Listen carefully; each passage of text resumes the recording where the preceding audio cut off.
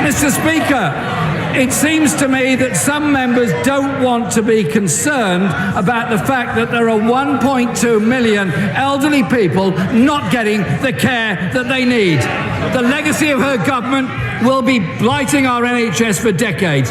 Fewer hospitals, fewer A&E departments, fewer nurses, and fewer people getting the care they need. We need a government that puts the NHS first and will invest in our NHS.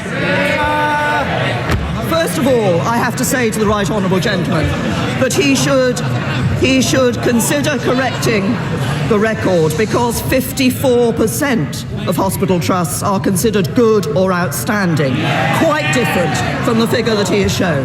Secondly, I will take no lessons on the NHS from the party. The Deputy Leader of the Labour Party says we should take lessons from the NHS. I won't take any lessons from the party that presided over Mid-Staff's Hospital and the day when it happened in Mid-Staff's Hospital.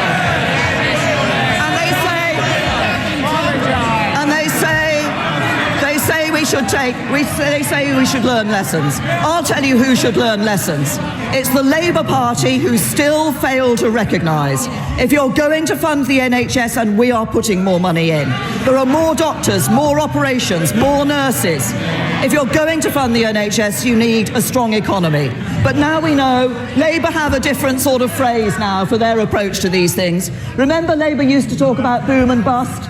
Now it's no longer boom and bust, it's borrow and bankrupt.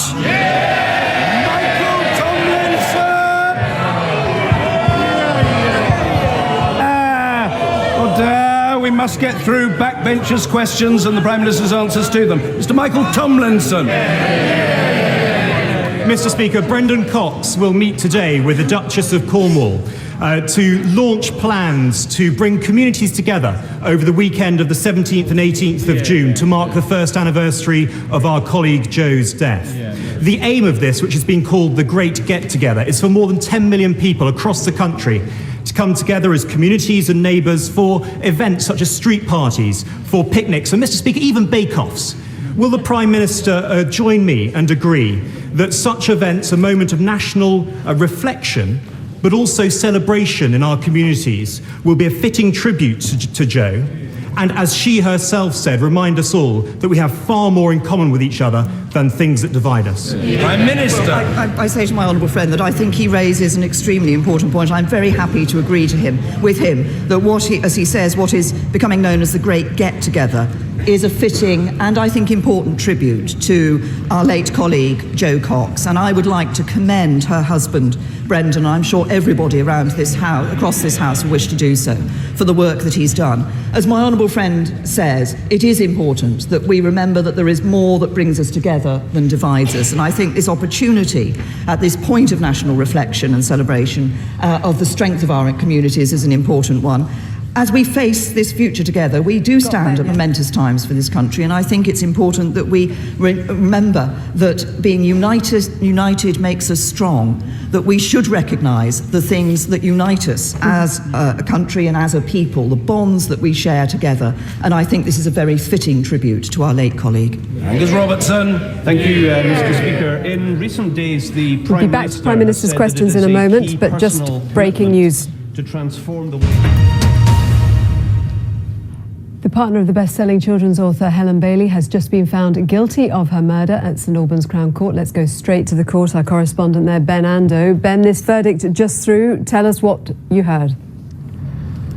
Yes, that's right. The jury had been out for just over 24 hours, returning with verdicts of guilty on all the counts that Ian Stewart faced. He was guilty of murdering Helen Bailey, his fiancée, the well-known writer, guilty of fraud, trying to change a standing order to his benefit of £4,000 a month, guilty of preventing a lawful burial by putting her body in a cesspit beneath the garage of their home in Royston in Hertfordshire, and guilty too of 3 counts of perverting the course of justice, of disposing of bedding that would have been incriminating evidence against him, deceiving the police, and disposing of her mobile phone. The jury here clearly seeing playing through the story that he spun in the witness box, claiming that she had been abducted by two mysterious business associates of her husband he called Joe and Nick. Clearly a fabrication just made up to try to explain away the evidence against him, as my colleague June Kelly now reports.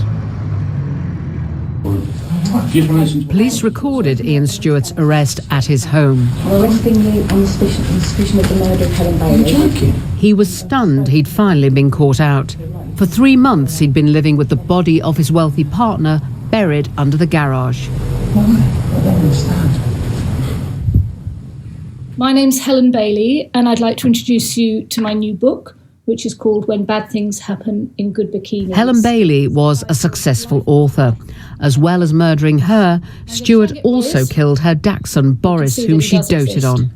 Oh, that wasn't supposed to happen. After her husband's death, Helen Bailey began blogging about her sense of loss. And it was through a Facebook bereavement